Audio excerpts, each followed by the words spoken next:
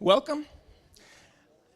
Good evening. So glad that you've chosen to join us again. Hopefully you saw some of the signs on the way in. You parked in the right spot. If you're wondering why our parking lot's a little different, why the building's a little different, we've got a number of events going on tonight.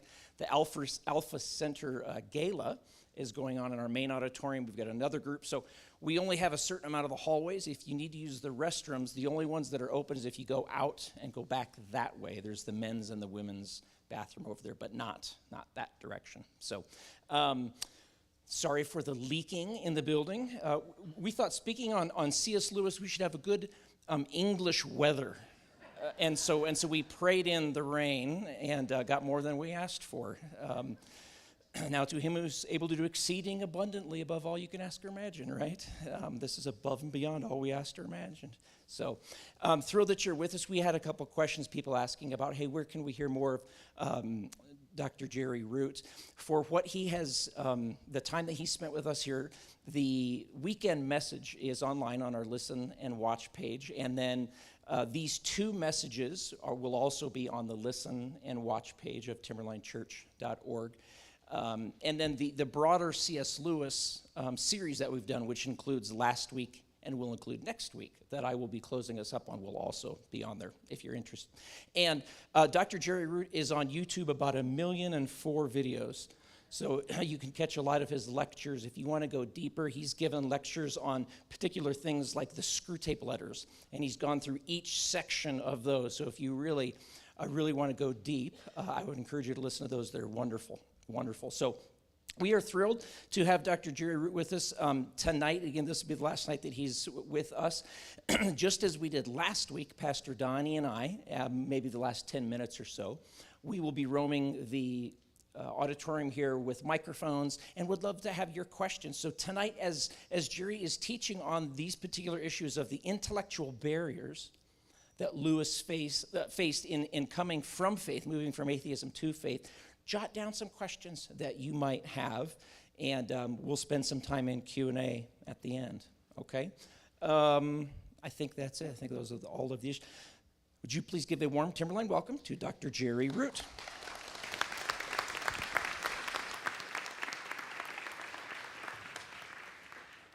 I'm grateful again to be here with you. You guys are so kind to me. I'm less impressed with myself than other people are. So anyway, be mindful of the fact that I'm happy to be here, and I don't think that, I'm a pea brain, and I'm aware of that. And I think all of us to some degree are, but I'm happy to share with you out of the things that I've studied throughout my life. And if it will encourage you, then that makes me happy. And if we look at C.S. Lewis's barriers to faith, and you meet somebody who's struggling with one of those barriers, maybe you'll find what we talk about this evening helpful as you usher other people or nudge other people a little closer to Christ, and that's a good thing. Let me open again with a word of prayer.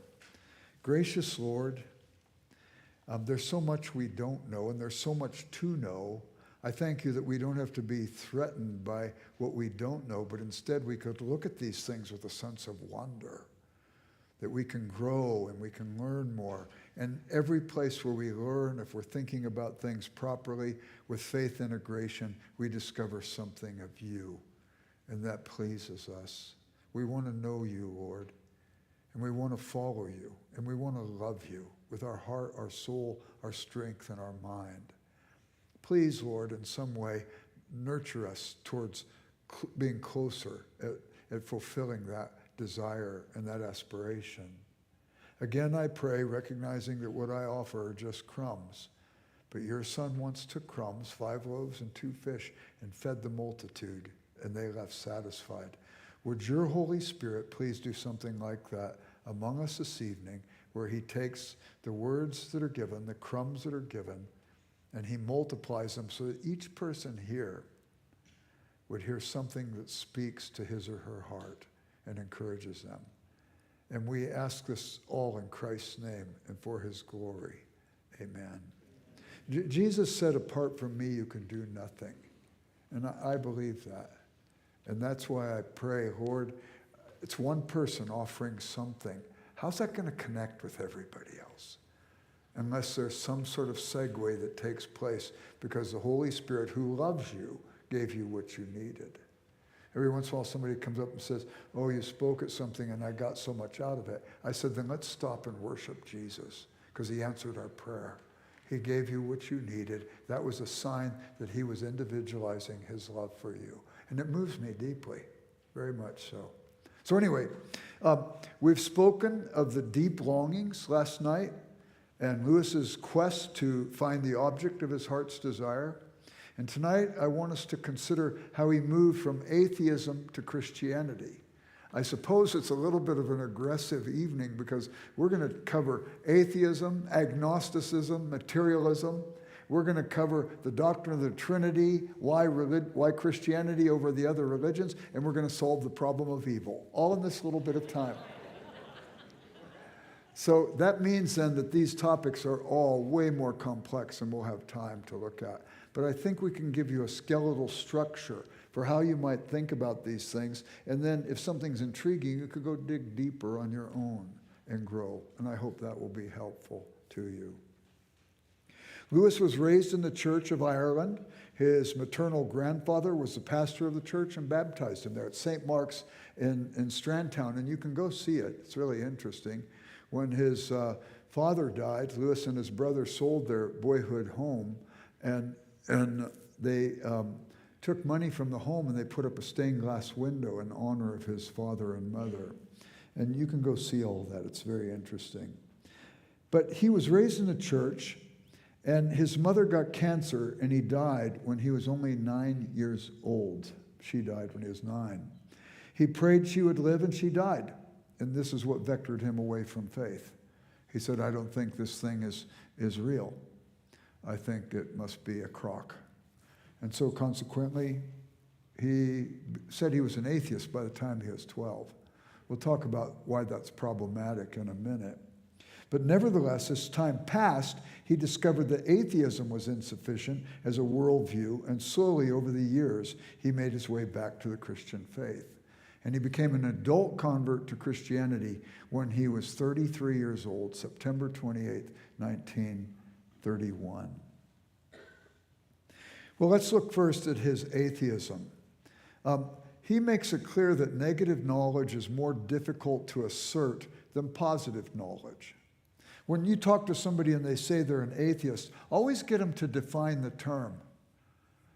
If you don't define the things Lewis said, my college roommate, both of us were PE majors. We were kind of doofuses, you know. Our academic interest was staying eligible for sports. We didn't have much academic interest beyond that. He went on to become a medical doctor. I went on to become a full professor. And we're both convinced that if our professors would have known where we were going to end up, they would have failed us just to keep us from being fostered on the rest of the world. But we were going to take a trip overseas together, and because of COVID, it got canceled. So he said, I know that you're not scheduled for anything. Fly out to where I am. He lives up in Grass Valley between Sacramento and Lake Tahoe. And he says, I've got a motorhome, and let's go to Half Moon Bay, and we'll hang out for a week, and we'll do e-bikes. I didn't even know what an e-bike was. We'll hang out and we'll ride around. So we were riding around for about 4 hours a day, and the rest of the time we were talking. Isn't it great to have old friends you can visit with? So he said, okay, let's ride. I want you to see this one outcropping, and the waves are crashing on the rocks below, and it's really magnificent. We went there, and it was breathtaking. All of a sudden, this other couple comes riding up, and we're extolling the beauty, and they're engaged in it too. They're in awe. And then I said to the man, isn't it nice to know who to thank? And he got real huffy, and he says, I'm an atheist. I said, I'll bet I can convince you in 15 minutes you're not. He said, try. So I said, okay, define for me what an atheist is. He says, an atheist believes there's absolutely no possibility God exists. I said, I don't think that you have the capacity to make that judgment. He said, what do you mean? I said, well, you made a universal judgment. Widener Library at Harvard University has 19 million volumes under that roof. Can you tell me without a doubt that there's nothing in any of those volumes that counts against what you just said just now about no possibility God exists? He said, well, no. I said, okay, the universal negative judgment is harder to make than the positive one. C.S. Lewis said, to say there's no spider in this room, I'd have to check every nook and cranny to make it count. To say there is a spider, I could see one scurrying across the floor. Now, arguments for God's existence are more complex than seeing a spider scurry across the floor. But the analogy still works to show you how difficult it is to make that universal judgment. And I'll give you some other examples. There was J.L. Mackie. He was an Oxford University Don, a fellow, voting member of the faculty. And he wrote a book called The Miracle of Theism. And he said, he claimed to be an atheist. But he said the only real miracle is that stupid people believe that God exists. Basil Mitchell, who was my doctoral supervisor, was on the same philosophy faculty. Mitchell was a Christian. And I said, come on, J.L. Mackie was a philosopher at Oxford. He must have seen the weakness in the atheist position that nobody could make such a universal judgment. And he said, it's true. If we confronted him, he would always back down. And yet here he is writing popular literature for people to try and get them to become atheists, and he's being intellectually dishonest. And this is problematic, I think. So anyway, I said to this man, going through and talking about Lewis's spider illustration, the universal judgment, and so on, and this guy at Half Moon Bay said, you're right, I'm not an atheist. I'm an agnostic. And I said, well, I prefer an honest agnostic to a dishonest atheist any day. And I said, but if you got the atheism one wrong, maybe you're getting the agnostic one wrong too. And he said, what do you got for me? I said, I'll send you a copy of C.S. Lewis's Mere Christianity. And I sent it to him. I had my return address on it. I didn't have my email on it.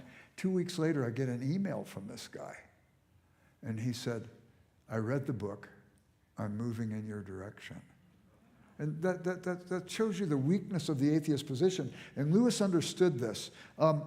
There is a book that was written by Mortimer Adler, the philosopher at University of Chicago, and it was called How to Think About God, A Guide for the 20th Century Skeptic. It came out in 1980. I remember reading it years ago.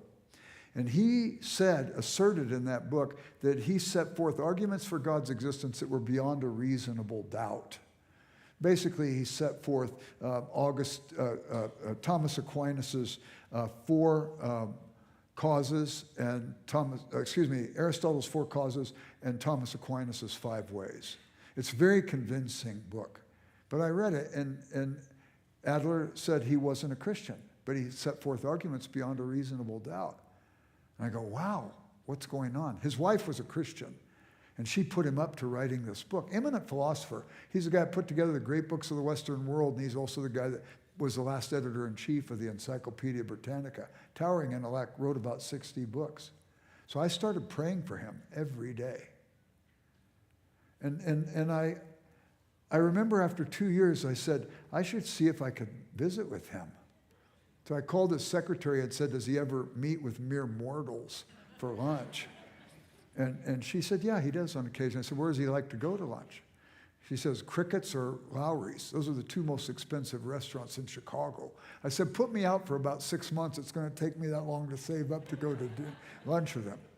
And we go to lunch, and while we're talking, in the midst of the conversation, I said to him, I read his book, and I'd been praying for him every day, and I was wondering where he was at in his own spiritual pilgrimage. And he kind of got, frustrated. And I said, if you want to tell me it's none of my business, that's okay. He says, it's none of your business. And then he totally let down his guard and talked to me about all these deep interpersonal things he was wrestling with. And we had a 2-hour conversation. It was great. He didn't come to faith. But I said, could we do this again? I wanted to say next week that the State Department wants him to go to China. He wants to meet with you, but we'll do it a couple weeks from now.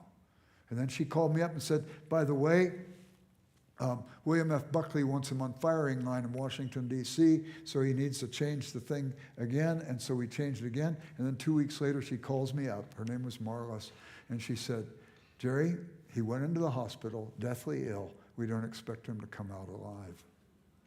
I just was brokenhearted. 2 days later, I read in the Chicago Tribune, Mortimer Adler has become a Christian. And he recovered. He lived another 19 years. He preached sermons, wrote books about faith. When I had talked with him, I said, how come it's all there? You say it's beyond a reasonable doubt. How come you're not a Christian? And he says, I haven't been given the gift of faith yet. Well, I found out later, he went to a church with his wife, that the pastor of the church was a guy who had been a Southern Baptist guy who started to like liturgy, became an Anglican so that he could get involved in the liturgical practices. And when Adler was on his deathbed, this guy went and visited him and shared the gospel with him, and Adler trusted Christ. Or Adler coming to faith. And they told me, I tell you this for just this, the atheist position is a weak position. And why do people embrace it then? One time I had a chance to talk with Madeline Marie O'Hare. Do you remember that name? She was a Dawkins and Hitchens of my era. And I talked with her for an hour, just the two of us, one-on-one. She wasn't an atheist any more than you or I are atheists. She was mad because she was ill-treated by some Christians. And she told me very explicitly, I am a promiscuous person, and I will not give up my promiscuity. And if I were to embrace faith, I would have to change. And I'm not going to change. Her son, who was the one she argued all the way to the Supreme Court to get prayer out of schools, her son became a Christian. Not only that, he became a pastor. Not only that, he became a Christian apologist. Not only that, he's now a missionary in Syria, working with people in Syria to point them to Jesus. It's interesting, isn't it? There isn't really an honest intellectual place for atheism. You can have a person who's an agnostic and they're struggling. We can talk about that in a moment. But Lewis saw the problem. There's an area in philosophy called ontology. Ontology. It comes from a Greek word, ontos, which is a participle form of the Greek verb eimi. Eimi means I am. So the participle just means being. And that area in philosophy that deals with itself, with being and existence, the basic question of ontology is, in a universe of contingent things, why does anything exist at all? Furthermore, if nothing existed necessarily and non-contingently, nothing would exist now. Remember when you were a kid and you had a string of dominoes and you'd put up the string in the coffee table in the living room? Something outside the dominoes had to be there to set it up.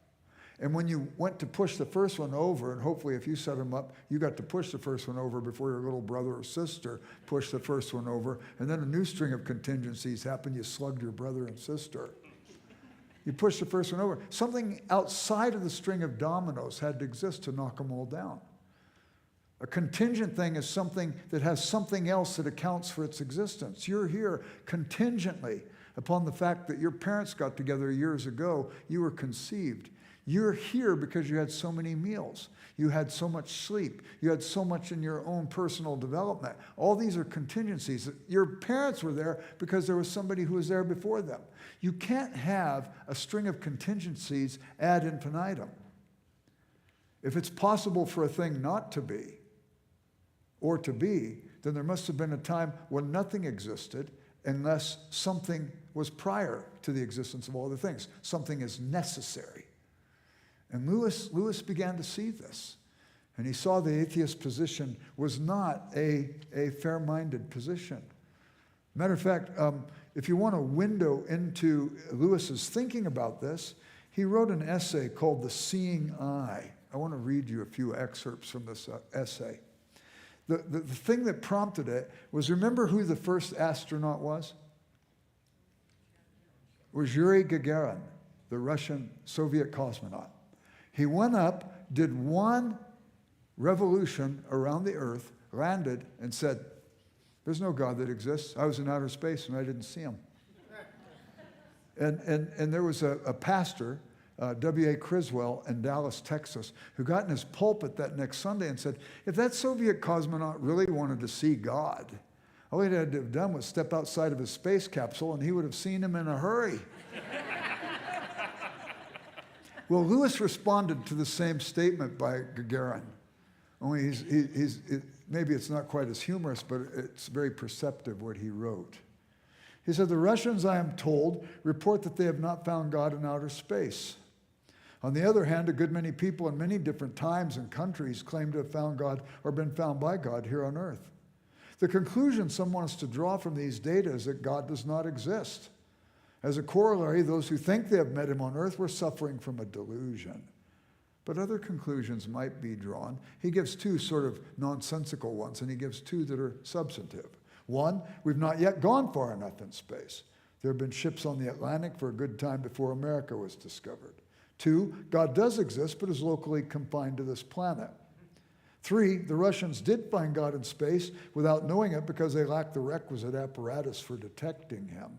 Or four, God does exist, but is not an object either located in a particular part of space, nor diffused as we once thought ether was throughout space.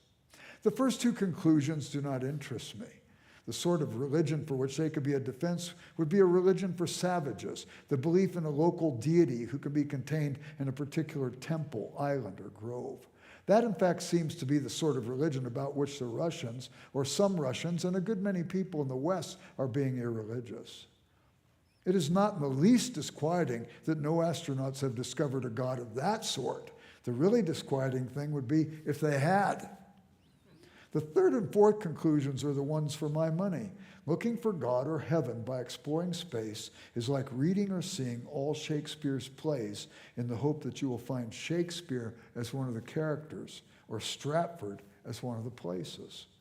Shakespeare is in one sense present in every moment in every play, but he's never present in the same way as Falstaff or Lady Macbeth. If there were an idiot who thought that plays existed on their own without an author, not to mention actors, producer, managers, stagehands, and whatnot, our belief in Shakespeare would not be much affected by his saying quite truly that he had studied all the plays and never found Shakespeare in them. Now, of course, this is only an analogy, and I'm not suggesting at all that the existence of God is as easily established as the existence of Shakespeare. My point is that if God does exist, he is related to the universe more as an author is related to a play than as wet and no less in the sea after it has swum 1,000 miles than when it first set out. And Lewis is seeing this, that God exists, but he exists in the universe more as a relationship of an author to a play. And this shows you where he was going in his thinking in this regard. But a bright atheist might respond, you Christians say God is omnipresent. You know how hard it is to raise a son who's so much smarter than you? And he was very bright, very precocious. When he was 5 years old, I was getting ready to put him to bed. And he said, Dad, I'm afraid.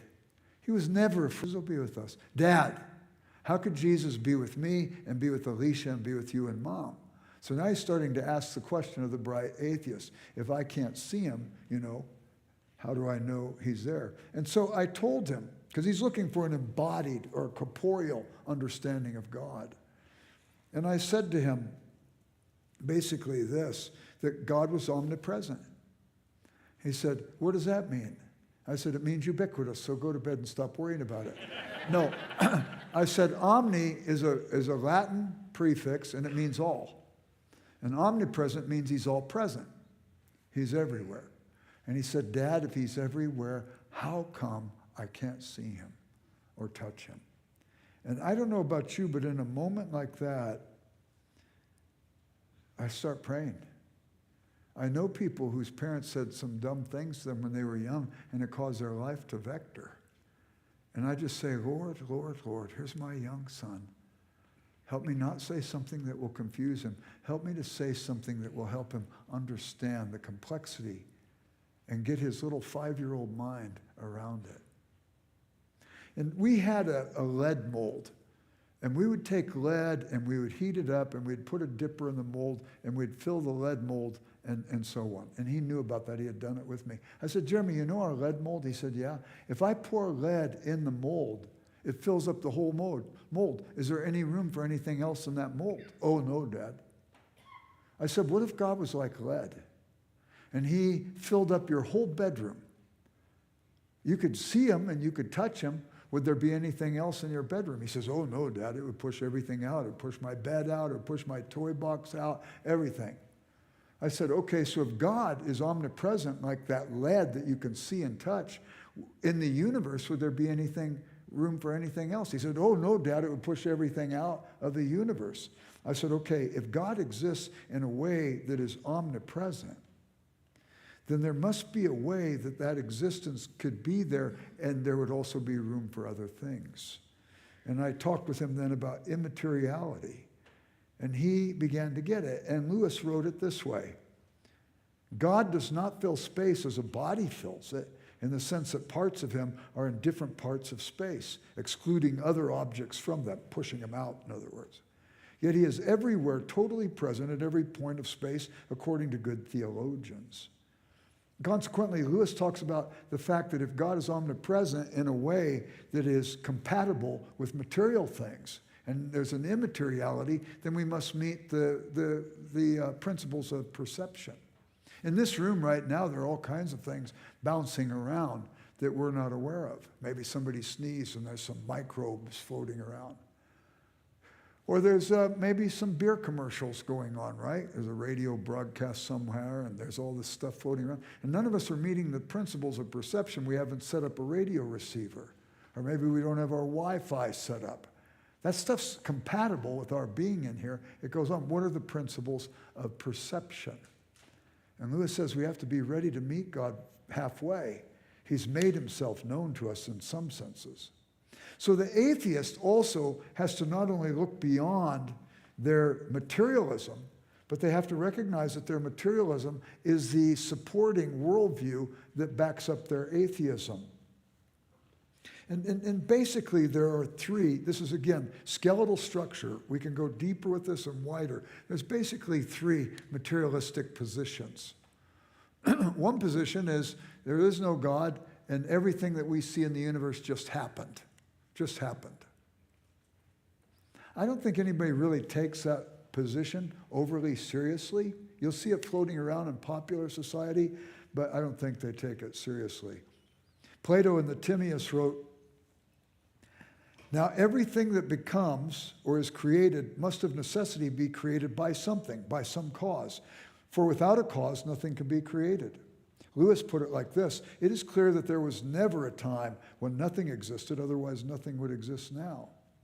So this view that it just happened, it can't be taken very seriously. It violates the central canon of logic. Two mutually exclusive statements can't both be true. It can't be that there was nothing and something just happened. Now, how many of you ever saw the Carl Sagan series on television called Cosmo? It was brilliant. The guy was a brilliant astrophysicist. He worked at Yerkes Observatory up in Williams Bay, Wisconsin. I've been to his lab before. It's fascinating to see the things he discovered. He's a brilliant man. He was a brilliant physicist, but a very bad metaphysicist. And so in that series, he'd talk about the universe and the balance of the universe and how the earth is tilted. I think it's like 20, maybe 17% tilt or 20%. I don't remember the exact numbers. And he talked about how it was perfectly balanced. And if it was a little bit one way or the other, we'd all be fried or we wouldn't receive the sun's rays properly. And he just talks about the balance of it. He talked about the balance of the heavens and the balance in the physical universe. And then he would say, and it's amazing, it just all happened, just by chance. Boy, when I was a boy, I remember if I would have taken crayons and colored on the wall and discarded them and then started playing with another toy, if my mom would have come in and said, Jerry, what's all that marking on the wall? And if I said to her, I don't know, Mom, I think it just happened, I'd have been spanked twice. Once for marking on the wall, once for lying. How come Carl Sagan got away with it when he said it just happened? Again, brilliant astrophysicist, not a clear metaphysicist. And that's a problem. And so this doesn't work. You all know the example of Aaron with the golden calf. Moses is up on the mountain getting the 10 Commandments. He comes down and the children of Israel are breaking all the 10 Commandments even as he's receiving them. And he goes up to Aaron and he said, What possessed you that you made this golden calf and had the people worship it? He says, oh, you know how obnoxious these people are. They wanted a god to worship. I asked them for their golden earrings. I put it in this pot, and I smelted it, and out came this calf. Do you remember reading that? And you just laugh your head off. Why? Because it's illogical. It's nonsensical. And so I think, too, the it just happened view is not one that anybody takes really seriously when you press the point. Another view, though, for the materialist is that matter's eternal. Matter's always existed. And it just sort of reconforms due to different forces and so on. This is one people take a little more seriously. But there's a weakness, and Lewis saw this. As a matter of fact, he even writes in Surprised by Joy, his autobiography, when he was an atheist, he had to have a worldview to support his view, and he thought that matter just happened, and there's my understanding. But as he thought deeper on it, he realized, if that's so, where do ideas come from? Where does thought come from? When was the last time you had a meaningful discussion with a rock? Something has to morph where you go from mere matter to ideas, and where you go from mere matter to concerns for justice or even love. And Lewis said at that point in his life, he would say, oh, well, wait a minute, it's all matter. The lovers don't really love each other. The man looks at the woman. She projects an image on the retina of his eye. Through a series of electrical synapses, it travels along the optic nerve, stimulates his brain, and causes secretion of particular hormones. He says it's love, but it's just chemistry, just matter. And Lewis fell under that spell. He writes about it in Miracles, his book Miracles, and shows the weakness of that materialist position. He writes about it in Surprised by Joy, and he writes about it in some of his other essays. Because at that moment, as he thought about it, he thought, well, wait a second. The materialist says it's just chemistry, but he wants you to believe his explanation is valid. If the lovers can't look at each other and really be in love, it's just chemistry, why do we believe then that the materialist is giving us an explanation that's anything more than chemistry? For they look at the lovers, an image is projected on the retina of their eye through a series of electrical synapses. A message travels along their optic nerve, stimulates the brain, causes secretion of particular hormones, and they say explanation. Lewis says the whole view explains reason out of existence, explains explanation out of existence. And Lewis came to the conclusion where he says, I cannot believe reason is mere cerebral biochemistry. There's got to be something more there. And Lewis was wrestling with that. The other option, it would be that there must be something immaterial that must be eternal. Something immaterial that could be the cause behind all of these things. And Lewis came to that conclusion.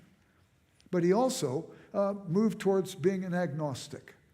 An agnostic says, I don't really know. And basically he talks about three types of agnostics. There's a dogmatic agnostic who says, I don't know, you don't know, nobody can know. Who is that person?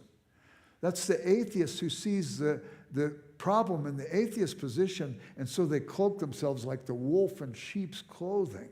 It's the atheist, basically, an agnostic garb. And I could say, I don't know, that might be fair. I could say, maybe I don't think you know because you've got contradiction in what you say. But as soon as I extend it, nobody can know, I'm like the guy who hasn't read all the books at the Widener Library again. And it's overstated. It's an atheist disguising themselves as an agnostic. Well, then there's the disinterested agnostic who says, I don't know, and frankly, I don't care. I don't think that's an academically credible position about God to say that. Pascal in his wager, I'm sure you've all read it before.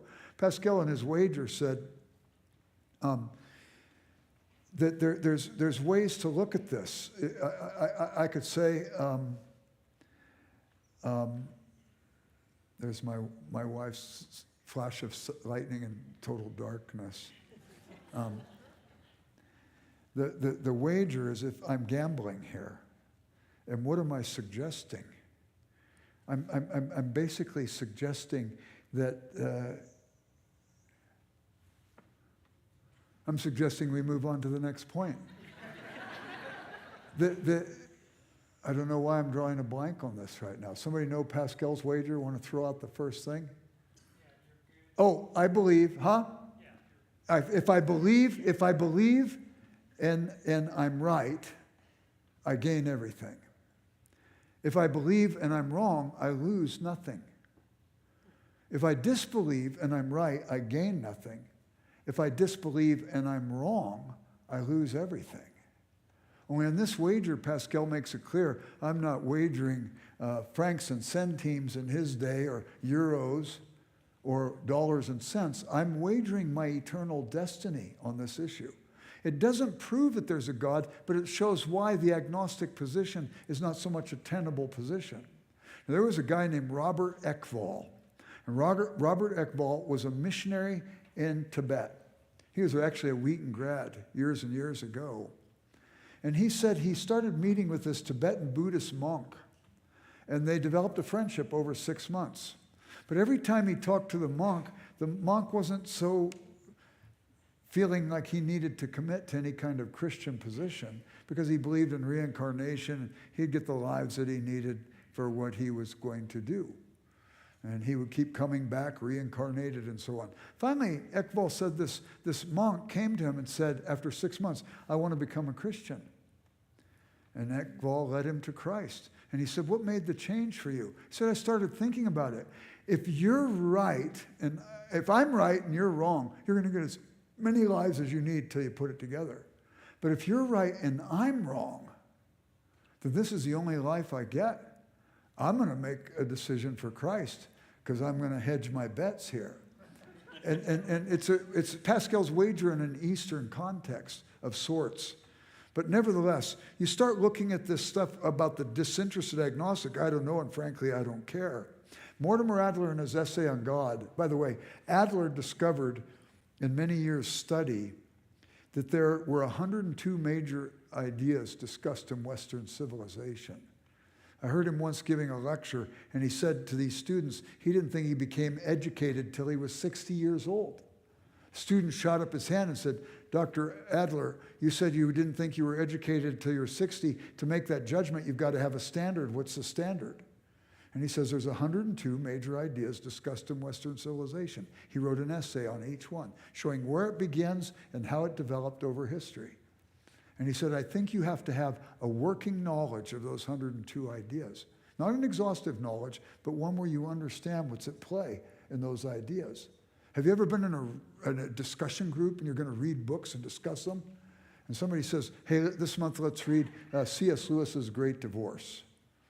And the next month somebody says, hey, let's read Jane Austen's Pride and Prejudice.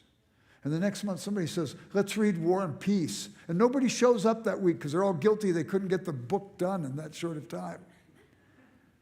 But what if you instead had a reading group where you read one of these essays a week or one of these essays a month? In 10 years, you'd be educated. Well, as Adler put this stuff together and combed, he spent $2.5 million in 1948 and 49. I don't know what that would be equivalent to by today's standard, to have researchers cull through all the great books. And he found these 102 ideas. You know what the number one idea is discussed in Western civilization? Nothing even compares to it. The idea of God. And number two is knowledge. How do you know, and how do you know you know? That's pretty significant. Number three is man. We're mysteries to ourselves. We want to understand what human nature is. Number four was the state, and number five was love. In his essay on God, he says, more consequences for thought and action follow from an affirmation or denial of the existence of God than any other single subject. For somebody to say, I'm agnostic about this, I don't care, they're really not understanding what's at play. When Brothers Karamazov was written by Fyodor Dostoevsky, he's toying with this concept. If there is no God, there is no morality. But if there is a God, there is a morality. And you've got this one character, and I don't know if you've read the book, but you've got Fyodor Karamazov, the father. He's a womanizer. He's a despicable person. He has his sons. His oldest son is Dmitri. Dmitri's a bit of a womanizer. He's hounded by the Karamazov sensuality. And Dmitri and the father are always in conflict. And also, the father likes this woman named Grushenka, and also the son, Dmitri, likes this woman, Grushenka. She's a woman of kind of questionable character, so that increases the conflict between these two. But you've got the son, Dmitri, who's engaged to a woman named Katrina. And he's got a younger brother named Ivan. And Ivan kind of likes Katrina, so there's conflict between those two. And not only that, it's Ivan who's the prototypical Bolshevik who says if there is no God, there is no morality, you can do whatever you want to. There's another brother named Alyosha or Alexei. That's the problem with Russian novels. You've got to constantly keep a glossary or you get all the names confused. If it's William and they start referring him to Bill, we understand that. So here's Alyosha, though, who Alyosha has fallen under the tutelage of an Orthodox monk named Zosima. And Alyosha is deeply committed to Christ. But something happens that causes him to have a moment of disequilibrium in his faith, and he's struggling with doubt. And he gets word that Grushenka hears that he's a man of character, and she says, I don't believe those men exist. You bring him by and I'll compromise him and I'll show you what kind of man he is. And he goes to see Grushenka, and he worries that if he goes, maybe his faith is a house of cards. He goes and he sees good in her. And that's off-putting to her. And so she backs off from any kind of design she has on him. And they have deep spiritual conversation. It's powerful. There's another brother, Smerdakov. Smerdakov was the son of the village idiot named Lizaveta. And Lizaveta becomes pregnant. She can't talk. They don't know how she became impregnated, but everybody suspects that it's the father, Fyodor Dostoevsky. And Lizaveta climbs over the compound, gives birth, and dies in birth. And Fyodor raises Smerdakov as a serf or a servant in his home. And Smerdakov hates the father. Big argument breaks out between Dmitri and Fyodor. And the next morning, Fyodor is dead. And everybody suspects that it was Dmitri who committed the murder. In the meantime, Smerdakov goes to see Ivan, the one who said, if there is no God, there is no morality, everything is permissible. And he says to Ivan, I did it.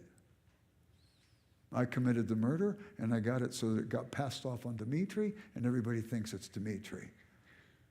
And Ivan says, what did you do? Well, you said if there is no God, there is no morality, everything is permissible. And the whole book is basically an explanation of how bankrupt that view is. There's no room for being apathetic about the idea of agnosticism. I don't know and I don't care. The agnostic position that has the most credit is the one that says, I don't know, but I'd like to. And I'm not going to leave a stone unturned until I get to this place. And consequently then, as Lewis wrestles through these, he says, I think it's a religious question that we've got to deal with here. And the religious question works like this. Lewis, in this part of his pilgrimage, came across a book by Rudolf Otto called The Idea of the Holy. It's a great book to read. He felt it was one of the 10 best books he read. If you want Lewis's summary, pick up The Problem of Pain and look at the introductory chapter where Lewis summarizes the argument in Otto's book. And it basically works this way. As Lewis writes in Mere Christianity, if you're a Christian, you don't have to believe everything about the other religions is necessarily false. All religions have more in common with each other than any of us would have with the materialist, because we at least believe there's something transcendent, something divine and other. But if you're a Christian, you have to believe that which is unique to Christianity is true and the other religions are false. So what are the common things? And as Otto identifies them and as Lewis repeats them in The Problem of Pain, he says, number one, all the religions believe in some transcendent other. They'll define it differently if they're an animist, a pantheist, a polytheist, a dualist, a monotheist, or a monotheistic Trinitarian, but they all believe in some transcendent other. Number two, all the great religions in the world believe in a moral law that people fail to keep. Number three, all the great world religions believe that God is the custodian of the moral law. So if we've failed the transcendent other. And it puts us in a precarious position. How do we fix what's broken? All the other religions come up with a new set of rituals that I could engage in so that I could somehow merit the favor of the divine if I do something noteworthy or meritorious. There was also the question of the Trinity, and Lewis was trying to figure that out. And consequently, let me see if I could put it together, these things about the religious, these three common things in religion and the doctrine of Trinity. I was coming back for some lectures, and Wheaton College had a thing where you could get a limo system that would pick up professors if they're flying in or out and deliver us back to campus. This guy's picking me up, and he says, I'm taking you to Wheaton College. What do you do there? I said, well, I'm a professor. He said, what are you a professor of? I said, well, my degree's in philosophy of religion. He said, what religion are you? I said, I'm a Christian. How about you? He says, I'm a Muslim. His name was Hafiz Muhammad. I get in the car and he says, what's the difference between Christianity and Islam? And I said, well, I'll defer to you on matters of Islam. I've probably read about a quarter, maybe 2/5 of the Quran. I haven't read the whole thing. But I know my Bible fairly well, but I do know this. Your Quran says that you don't believe in a God of Trinity. I said, that's a huge difference between us. He said, well, how does it work? I said, well, let me ask you 3 questions. Number 1, do you believe God's a contingent being, some cause for his existence, or a non-contingent being? He said, oh, I believe he's non-contingent. Nothing is his cause. I said, okay, second question. Do you believe God's a God of love? You might expect the Muslim would say, I believe he's just or merciful or good, but I've had this conversation with at least 200 Muslims over the years, and they all say they believe he's a God of love. I said, okay, my third question. Who's the object of his love? And they're reduced to saying, we are. Creation is. I said, you just contradicted yourself, because if God needs us to fulfill his nature, he's a contingent being then and not a non-contingent being. Relational attributes like love in a non-contingent being presuppose that relationship must be necessary in that being. And Hafiz said, I'm tracking with you. This is a fundamental conflict with non-Trinitarian monotheism. I'm tracking with you, he said. And I said, well, Hafiz, let me go a step further. And I pulled out Rudolf Otto, again, using Lewis to help me witness to this guy. And I went through those 3 statements.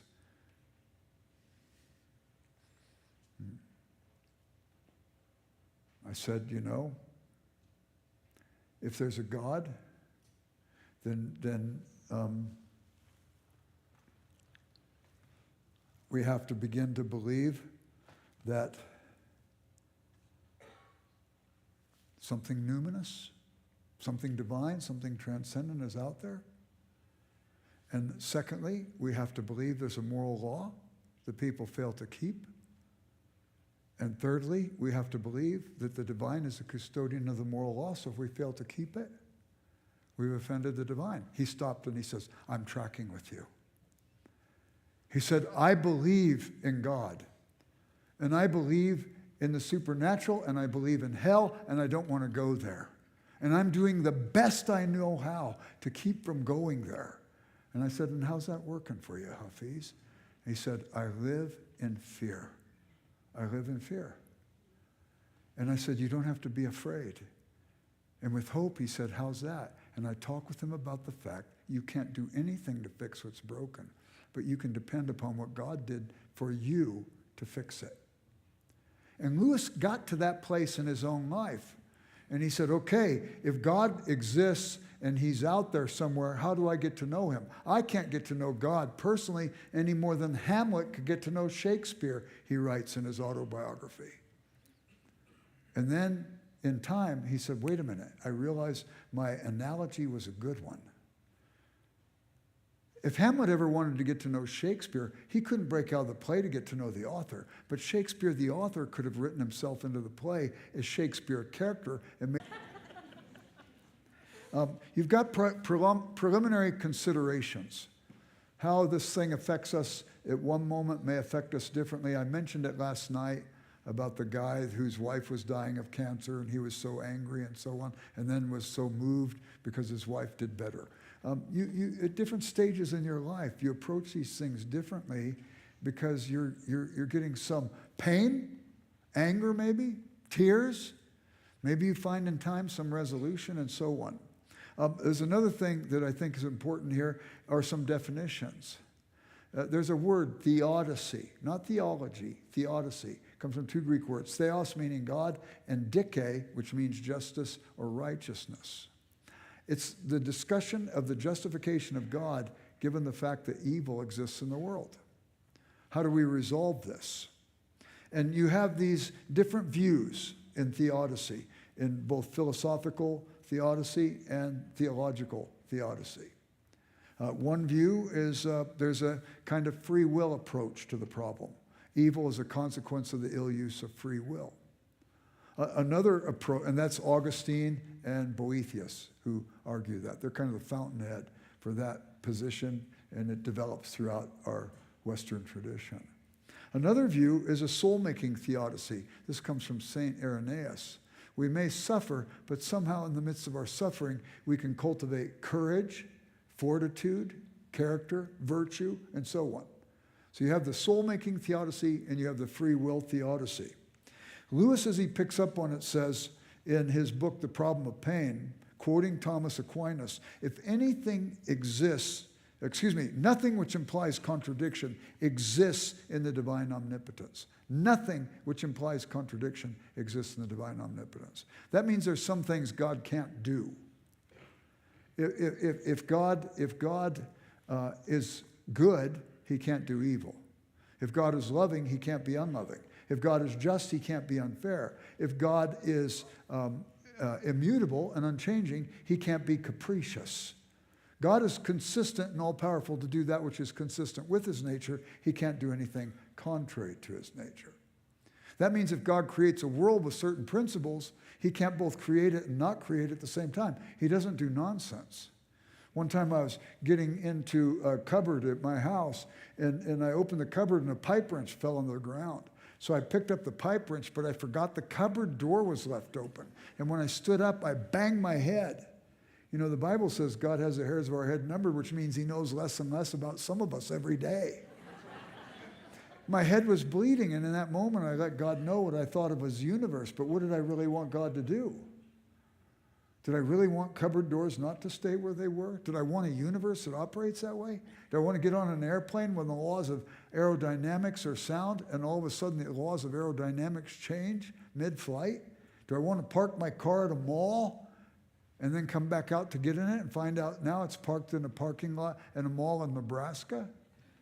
No. If there's consistency and I am finite in my understanding, I sometimes are going to be in conflict. But I can't expect God to willy-nilly just start changing things capriciously. There was a doll that was made years ago by Mattel. It was called Chatty Cathy. Did any of you ever have a Chatty Cathy doll? Did you have one? We have one in our thrift store. Say it again. I have a thrift store, and we have a Chatty Cathy there at all times. Scares the life out of small children. So you pull the ring in her neck, and she said, "Hi, my name is Chatty Cathy, and I love you," right? Jesse? Yes. She didn't really love you. Is there a psychologist here? She might need somebody for comfort afterwards. God could have just gone around, put little rings in our neck, like Chatty Cathy, and said, we could have said, "Hi, God, my name is Jerry, and I love you." It wouldn't have been real love. He gives us liberty, and with liberty comes the possibility of relationship. Even in the scriptures, when it commands love, it commands us to love God, it commands us to love our neighbor, it commands us to love our spouse, it commands us to love our children, even commands us to love our enemies. You can't obey a command merely emotionally. It requires a volitional response.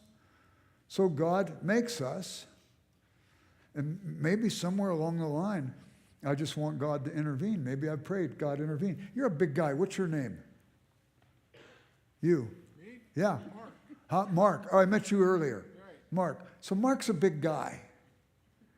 And I don't know if you know this about him, but he has 17 black belts in various forms of martial arts. He could reach in and pull out my heart and show it to me beating before I die. I don't know if that's true or not, but nevertheless, for sake of illustration. So I say something stupid. I'm very capable. And Mark raises his hand and says, wait a minute, Jerry, that doesn't make sense. And I know he's right, but I'm pretentious, so I try and cover it up with excuses. And then he just says, well, wait a minute. And he asks another question. And pretty soon, he's got me all tied up, and I'm furious, and I'm embarrassed. But I can't take him on head to head because he has 17 black belts in martial arts. So he gets ready to leave, and I'm furious. I pick up this podium, and I go to hit him over the head with it. Now, I have prayed, God, please intervene. And as soon as this podium comes down, God immediately transforms it into a feather, and it tickles Mark in the back of the neck. He loves to be tickled. So I pull out the .357 Magnum I always carry with me, and I fire 2 rounds at Mark. And just as the lead bullets leave the barrel of the gun, God turns them into marshmallows, slows down their speed. They gently ricochet off of his stomach right into his hand. He pops those puppies into his mouth, and he's so happy at his good favor. I throw the gun at him. As it twists through the air, God turns it into a sponge, and he's so happy because he's going to take a bath tonight, and he needs a sponge. All of a sudden, I start screaming obscenities at him, and before the sound waves can reach any ears, God dissipates the sound waves. You know what just happened? God put a ring in my neck. If he removes the consequences for the ill use of free will, then he also removes free will at that point, and I'm not a free person. So somehow, God, who creates us with free will, has to somehow work within that matrix in order to accomplish his purposes by fully giving us free will, but also showing some sort of sovereign operation that transcends these things. So let's look at divine goodness. If you ask the average person on the street what the opposite of God is, what would they likely tell you? Wouldn't they say Satan, probably? But is Satan the opposite of God? No. Lewis says Satan would be the opposite of a good angel like Michael, but he's not the opposite of God. Matter of fact, the opposite of God would be non-God. God has no opposite in this universe. If you ask the average person on the street what the opposite of evil is, what would they tell you? Yeah, it was good. And if you said, what's the opposite of good? They'd probably say evil. By the way, evil, people say you can't really know good unless you know evil. That's heresy. We Christians are not dualists. We believe good is primary, evil is a contradiction. So evil is a perversion, Lewis says. Evil compares to good like bread mold compares to bread. Or if you think of a bad banana, you can't think of a bad banana without thinking of a good banana that gets spoiled. But if evil compares to good like bread mold compares to bread, what can humans, creative as we are, made in the image of a creative God, what can we do with bread mold? We make penicillin from it. Will we give God at least the quality of being able to make penicillin out of evil in our universe? I say arguably the worst thing that ever happened in human history was not suicide. It was not homicide.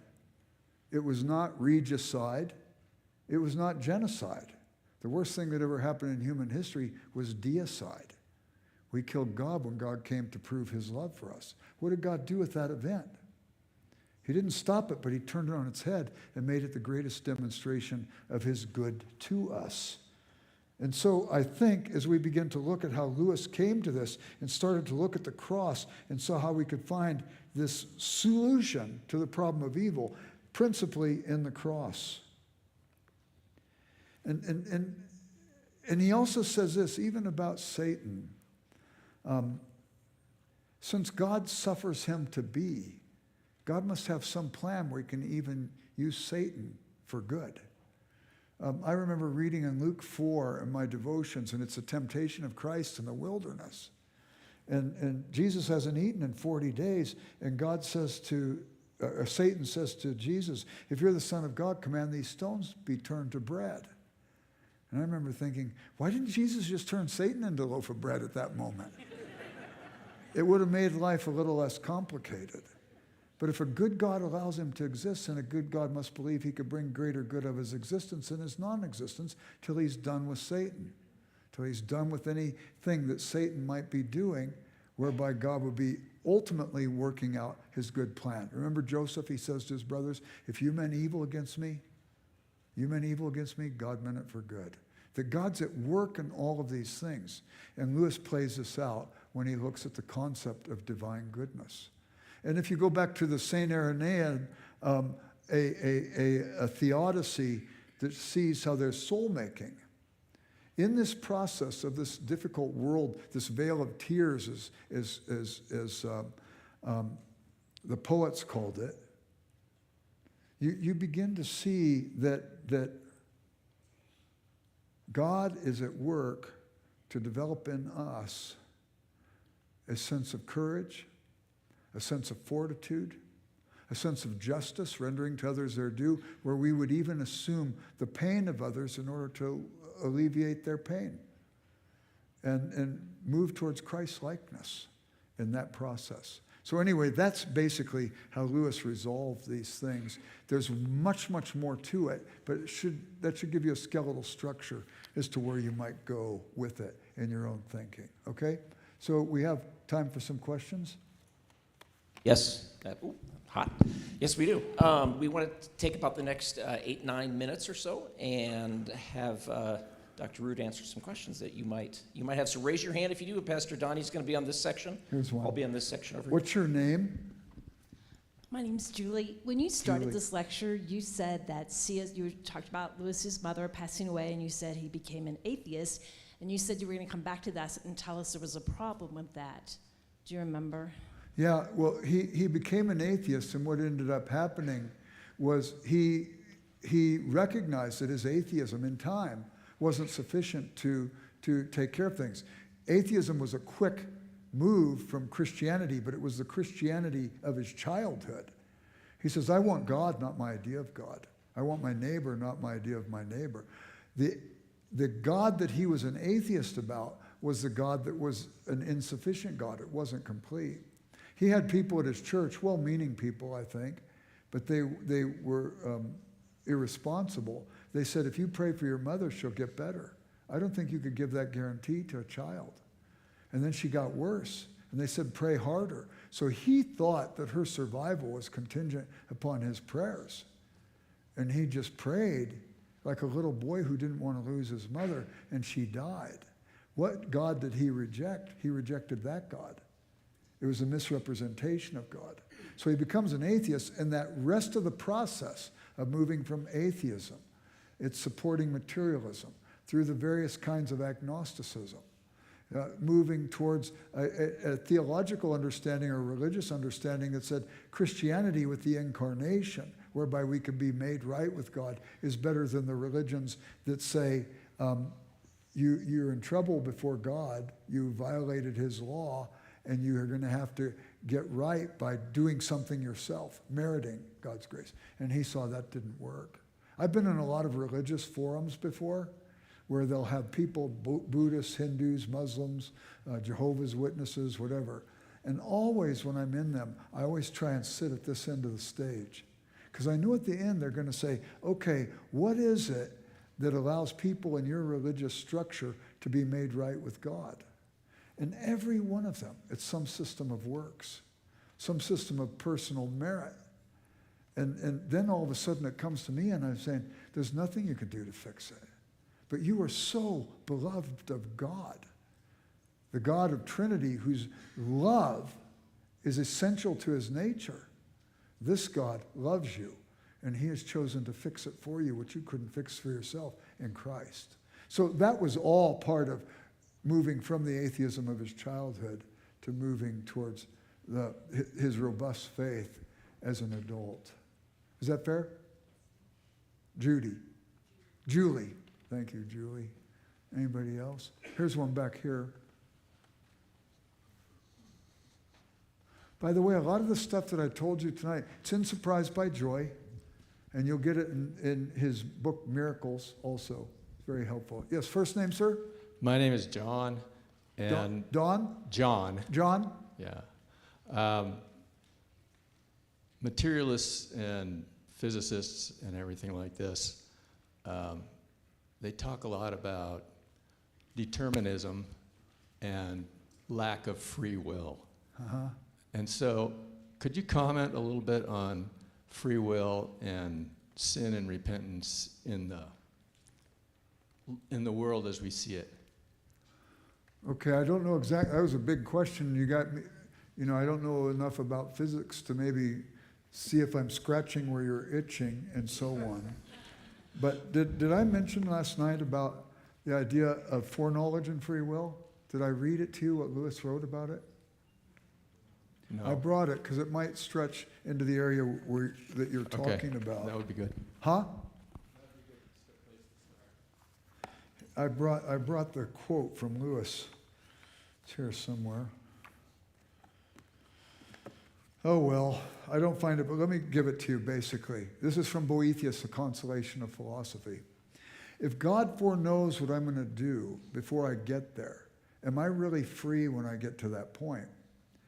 And Boethius, in Book 5, by the way, Lewis says Boethius' Consolation of Philosophy was the most influential book on medieval thought after the Bible. In his book, The Discarded Image, which is a book where he sets forth the medieval worldview for his students at Oxford so that they'll be understanding the matrix in which a medieval novel or book comes to us, and they won't be projecting 21st century or 20th century values on it. They'll get it for what it is. And basically, as he looks at Lewis gives a 16-page summary of that book. But it works like this. What is the brightest star in the winter sky? It's Sirius, the dog star. It's 10 light years away. And that light that you look at when you look at Sirius left Sirius 10 years ago traveling at the speed of 186,000 miles per second. In some ways, you're looking into the past. What if you were really big and you could straddle Earth and Sirius? What time would you be in?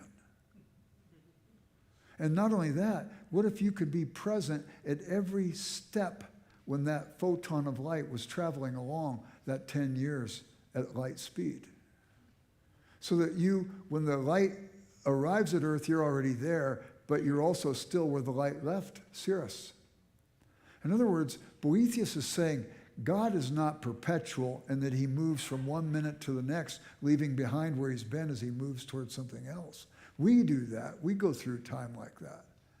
But Boethius suggests that God is omnitemporal. All moments are always in his present. So he sees my past in his perpetual now.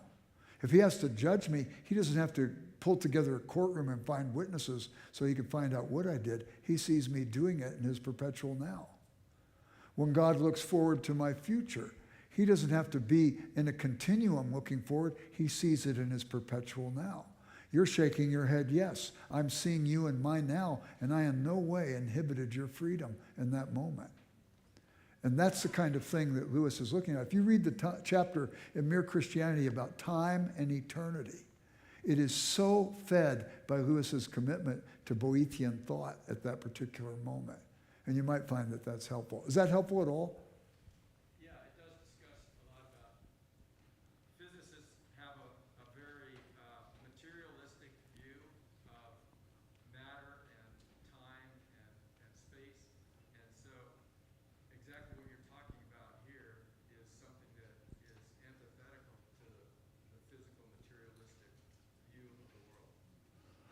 Most of the physicists that I know, I don't know that many, I can't keep up to speed with them, but most of the physicists I know, they have almost a supernaturalism about their science. They believe there's something that extends beyond and so on. I remember reading Robert Jastrow's God and the Astronomers. It was a fabulous book where he's talking about this. They've taken us to the threshold of knowledge, and there's something beyond that, and they believe there's something beyond that. It's amazing. I'm sure not all physicists are on that page, but there are many who are. Yeah. Yeah, what do we got here? Your name, sir? Bill? Bill, Wild Bill. Wild Bill. This not really a fair question, but for those of us that haven't read much or any of Lewis or read your books. These last Sunday and the last 2 days have just really triggered so many things in my mind, but overwhelming with your knowledge. What would you recommend as a good entry point as far as For Lewis? your books Oh, you don't or want to Lewis's? Don't read my books. I told you it wasn't a fair question. I'm putting you on the spot, There's though. no book about Lewis that is as good as Lewis. Okay, so if we read So- one Lewis book and one of your books, which ones would you Well, recommend? I would ask you, do you like fiction or do you like nonfiction? Both? Honest answer. I'm sorry. If you want to get a good portrayal of the reasonableness of Christianity, I would start with Mere Christianity. If you want to read one of my books that's very academically inclined, it's C.S. Lewis and A Problem of Evil, an investigation of a pervasive theme. It took 10 years to write that book, and it's pretty deep, I think. You might need a shovel to get through it, you know? But that would be one that maybe I'd suggest. If you want to spend that much time. I wouldn't read it. Matter of fact, my mother died a few years back, and I lost virtually all of my reading audience. And then when I retired, then my students, I didn't have students to force them to read those books either. So if you read it, you'll be my only reading audience at that moment. You'll be my hero, Bill. Yeah, here's one right here. Oh, We're 8:03. This has to be our last question for the Here she- evening. Jerry will be sticking around afterwards Yeah, I'd be until happy. midnight answering Yeah. questions. yeah. Here, oh, you got him? I'll answer yours afterwards, because he's, Hi, my name's Todd. Todd? I'm just a visitor. I popped in on Saturday because I've spent about 10 to 12 years as an agnostic or atheist. Uh-huh. And I have to admit that in me I've felt a longing where there's a vacuum where God should be. Yeah. And I was just delighted to know that I was going to hear more about C.S. Lewis because I grew up on the Chronicles of Narnia. Uh-huh. So with that said, you might have just answered my question, but you said that Lewis had a conversation with Tolkien that kind of moved him into being a full believer. Right. Could you recommend a reading on that conversation? I think that The Surprised by Joy, his autobiography, is the one that you would want to read, where Lewis explains that. And your name is Todd? Yeah. And you went, Father, what great privilege that Todd came to service tonight. And how he acknowledged that he has these longings in his heart. And we celebrate that, Father, because we believe that that's you giving him those longings as you seek to woo him to yourself. I pray that he would come to the place where the questions that he has would be resolved and he would be overwhelmed by how much you love him. And he'd be overwhelmed by your forgiveness and grace in his life. And that it would be transformative to him, and that he would be a great... Thanks. What a privilege. We're really, really thrilled that we were able to host Dr. Jerry Root this entire week. Grateful, Jerry, that you were with us and you gave us your time. That was a real gift. And the effects of that will linger on and will ripple outward. So next week, we're going to finish up our series on C.S. Lewis. Hope you'll be here Wednesday night at 6. Don't come Thursday. We won't be here. Wednesday, 6:45, we'll have a time of worship, teaching, and communion. Love you guys. Go in the grace of God. Thanks for being here with us. Huh?